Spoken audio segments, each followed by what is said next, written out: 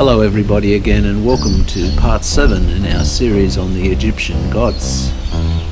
This will be the final episode in the series, and there's still quite a large number of interesting things. In fact, some of this is so raunchy I've had to cut it out. And we shall explore a very interesting thing called coneheads. What's a conehead, you might say?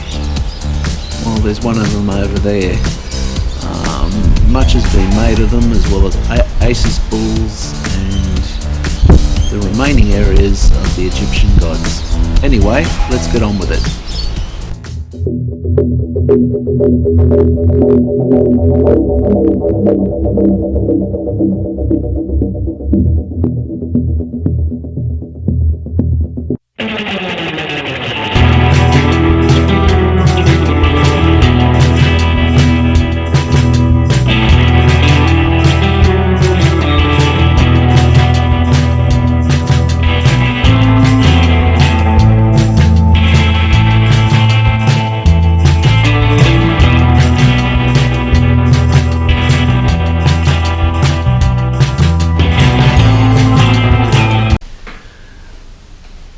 As you look at the tree of the Egyptian gods, you see some figures are tucked away in quiet corners.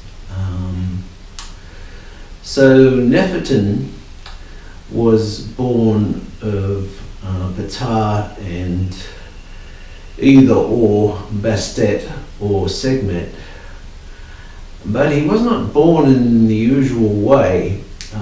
He's sort of shown, even though he's lion-headed, as a lotus flower, and he was said to be the first living thing on earth. And his story very, very much relates to lotus flower. Like you see any hieroglyph of him in threes, and quite often paired up with Capri, giving the impression that Capri pushes lotus flower up, and then Neferten can bloom. He also has the role of perfumes and nice things. Now, that's pretty much very straightforward, but during the period of time when Ptah was elevated, his son was too, and this kind of gets very hard to talk about because it seems to be phallus this and phallus that and phallus something else, and they're all doing things with their phalluses, and it's not really appropriate to talk about that sort of thing in this type of medium. But essentially, Neferten took over or was said to always take on the role of other creation gods. And it got quite down and dirty, but another interesting thing is the fact that a lotus flower has a stamen in the center, and it's filled with a fluid, and the purpose of that fluid is that when insects come to pollinate the flower, it cleans the pollen off the bees and so on and so forth, so that particularly that flower's pollen is the one that does the job. And this in some way relates to the sexual activity of Neferten. As to the reason as to why Neferten was shown in threes, this is to do with a lotus flower living but 3 days. And in the early times, it was Capri who was said to push lotus flower up. And this is on account of the yellow appearance of the center of the lotus flower, having similarities to that of the sun. Where things become somewhat confused is after Ptah's promotion. Then it was his son Neferten who was said to take over the duties of Capri, and would change between himself and Capri at random as circumstances or needs dictated. Likewise, the goddess Kadesh who is featured with some flowers and usually with a lion. Kadesh is very much about the flesh, and the lion is to indicate that she's somewhat of a tiger in the bedroom. Her exploits are purely sensual and surround ecstasy and pleasure. The Palestinians, in the period of time when they invented this god, had more to be happy about than they do today. But if you're interested in learning more about her, I recommend you do research. On a medium such as YouTube, you can't really explore some of the stories that you read about, but Kadesh is certainly worth a look if you're interested in such things. Any sort of reading of Egyptian history, there is a constant mention between war between Egypt and the Caymans. And as such, it's probably not surprising that one of the Egyptian gods of war, Resheph, was in fact a Caymite god, with a name that means fire and burning. It is hard to believe that he was also seen as a protector. A great deal of his appeal was possibly on the account of Pharaoh Apophis II. He is probably the only god to feature in Egyptian, Cayman and Greek, as well as biblical Christian form, with the Greeks considering him to be similar to the god Apollo, and he is featured regularly in the Bible.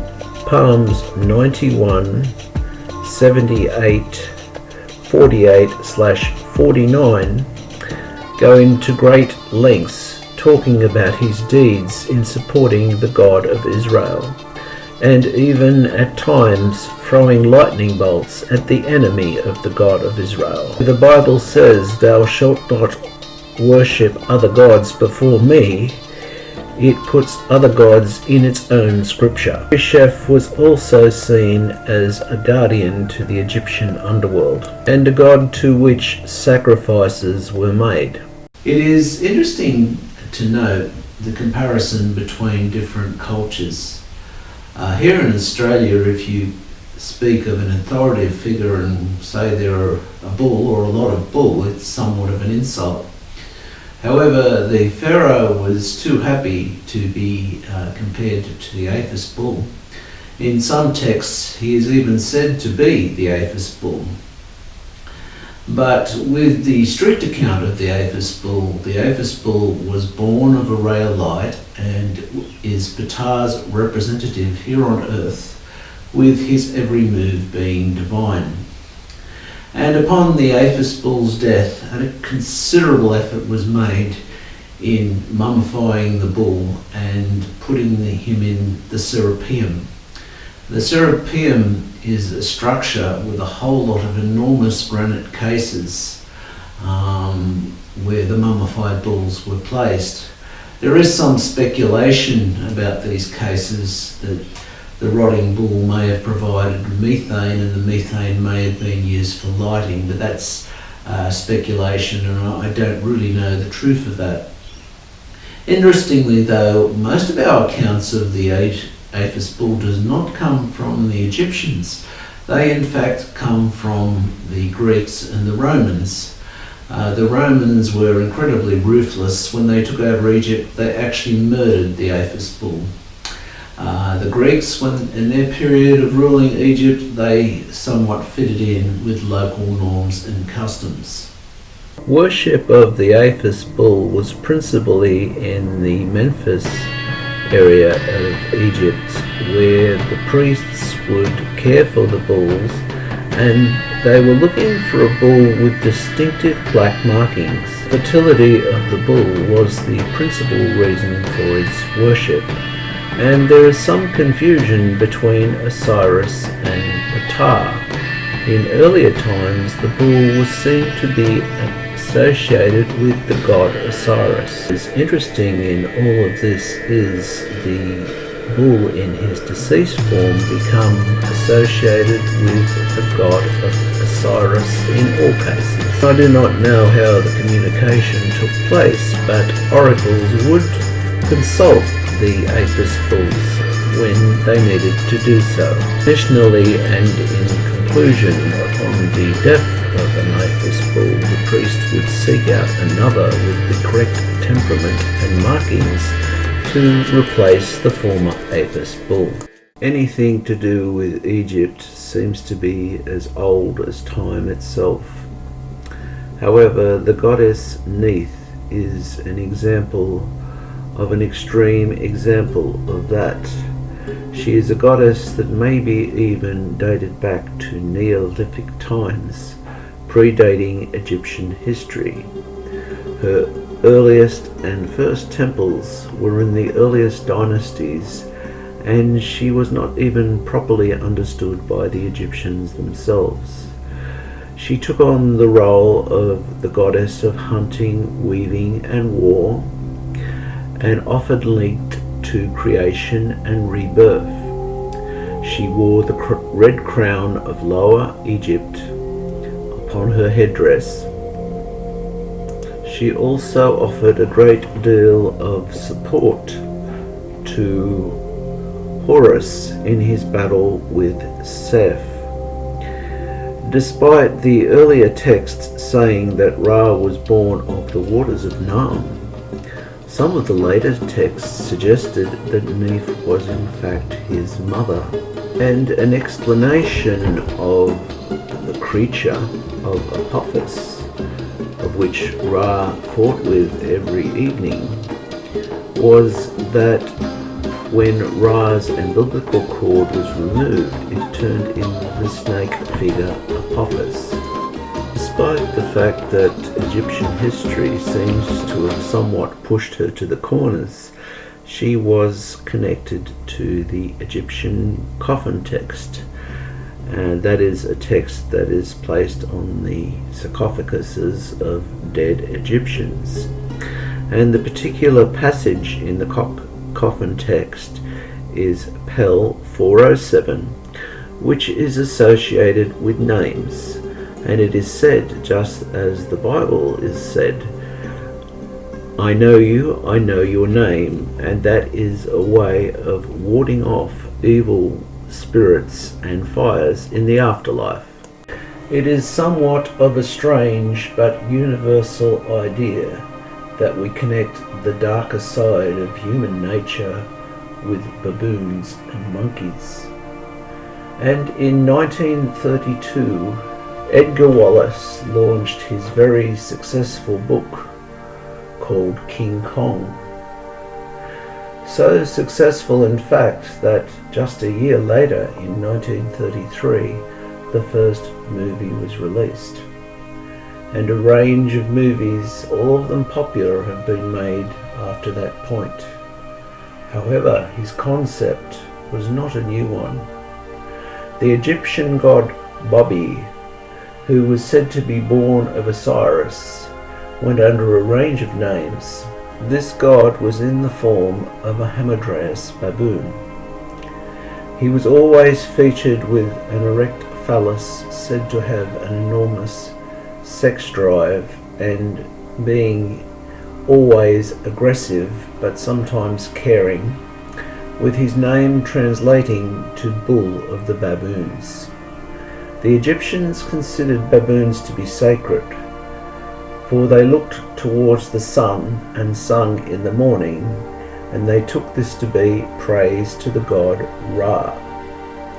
But his aggression was compared to a volcano, and he was a god that exclusively inhabited the underworld, whereas the goddess Anuket would eat the hearts of those found not worthy of the field of reeds, what we know as heaven.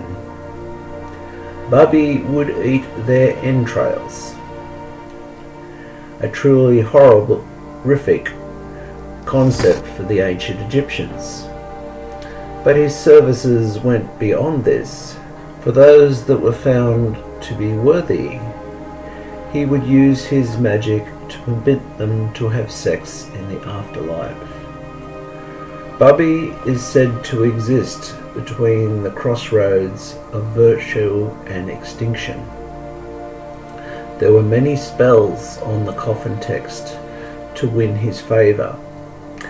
There was some dangers in praying to him though, because not only could it yield the result that one would expect, but it could also yield an unexpected and troubling result.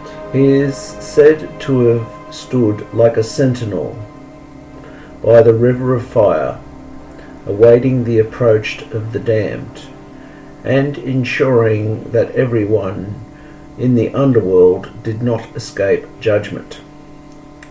There is a great deal of comparison between him and Seth, with Babi causing chaos in the underworld and Seth causing chaos here on earth.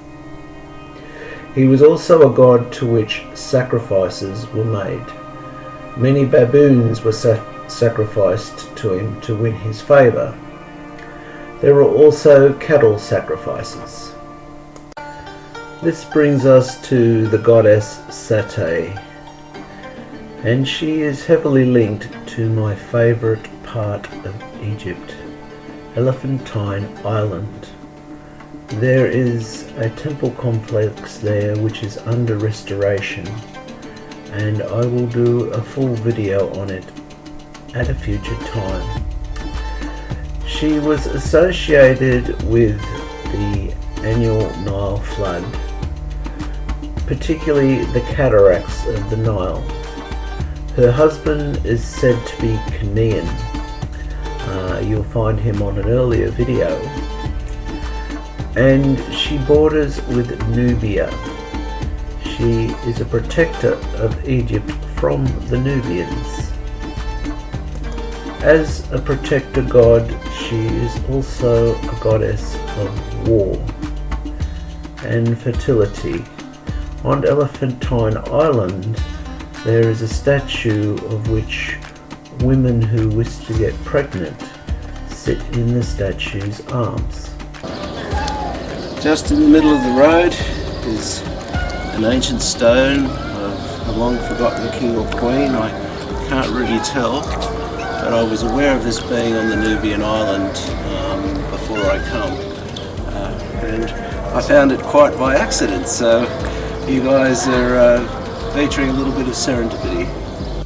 There are connections in some myths between her and the Eye of Ra, but in a strict sense this is not true, but such is the nature of Egyptian religion, there is a big division between the north and south of the country. Seket is also said to provide the wellspring for the Nile inundation, whereby she collects a single tear from Isis, tips it in the Nile, and that is the beginning of the Nile flood, with her daughter said to be Anuket.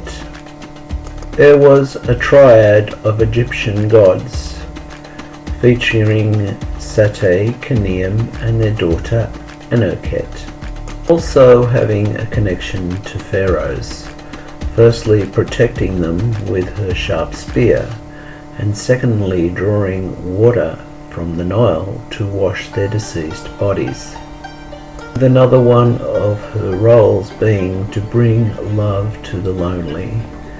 People who seek to partner would pray to her, and she is said to have provided them with one.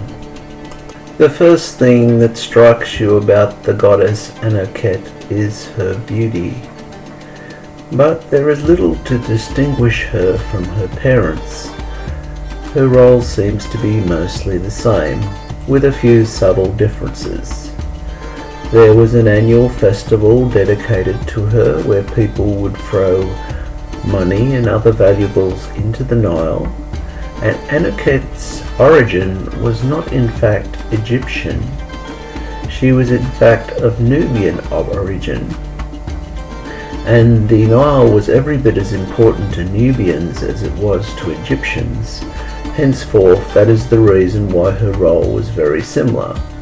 Then in the newer dynasties, she was incorporated into the Egyptian pantheon of gods, being somewhat of a political move rather than a religious one. Looking at things, probably her key role was for the protection of sailors as they passed through the cataracts in the Nile. The final goddess in our pantheon, Seket, at times had a sting in her tail, featuring the tail of a scorpion. She was the goddess of Venom, but also seen as a goddess of healing and protection. The breath of life was also seen as one of her gifts. Although Seket is her shortened name, it means she who causes the throat to breathe. She has the power to restore the breath of those who are suffering from venom. Her funerary role was to play a part on one of the 4 canopic jars, of which they would put the organs of dead Egyptians to protect them during the mummification process. Of course, that does depend upon the dynasty on which we are speaking. Most of the time, the 4 sons of Horus were used on the canopic jars, and at times they featured both the 4 sons of Horus and their female goddess counterparts. The other goddesses were Isis, Neith, and Neith, with Seket protecting the intestines. Certainly in most cases people know the name of at least 2 pharaohs, Ramesses and Tutankhamun, and Seket's most famous representation is in the tomb of Tutankhamun, with a full-size representation of her on the box containing his organs or canopic jars. One of the mysteries of ancient Egypt is all the cone-headed statues. Now this just wasn't some artistic thing. Skulls have been found that have been elongated, and there is much speculation over whether this was done for beauty or whether this was done for some practical purpose. Looking at from a practical point of view, the human evolution is somewhat limited in terms of the size of our heads. That is because of the design of a female birth canal. It's pretty much at the limit of what it is now. You would think that we would be born feet first, but in actual fact we're born head first. And as we come out, our head compresses on the surgical sutures, and the brain too is compressed. So at birth, the brain physically can't be any bigger. So that's one of the ideas behind the conehead. The idea is that you have a bigger brain, and it goes through the birth canal, and that, of course, bigger being better, makes you more intelligent. Whether or not this was the angle adopted by the Egyptians or not, I really couldn't say. But it's not just in Egyptian culture. You find the same thing too in South America and also in regions of Africa. And in some regions they actually wrap bandages around the heads of their babies very tightly to create the elongation of the skull. I don't know what this does for the development in terms of intelligence, whether it causes brain damage or whether it boosts intelligence. Surgeon literature seems to indicate that an elongated skull does not improve your intelligence. And it's not just limited to those that are manipulated to look that way. Someone I know, I won't show a photo of, actually does have an elongated skull, and they were born that way. So there is genes that do that. And And also when you look to aliens and UFOs and such things, they too have elongated skulls. Not really clear on what the connection is here, but this is an area of research that may or may not connect up with the Egyptian gods. As more information comes to light, I'd be happy to share it with you. Well, that was quite a bit of work making those Egyptian gods. Mainly it was done with AI. It was a huge project, and it's my intention that these videos be used as a reference material as I pass through tombs and various things in Egypt. I'll simply refer to a god, and then you'll have the freedom to go back and look over the videos and get all the details on the god in question. Thank you for watching.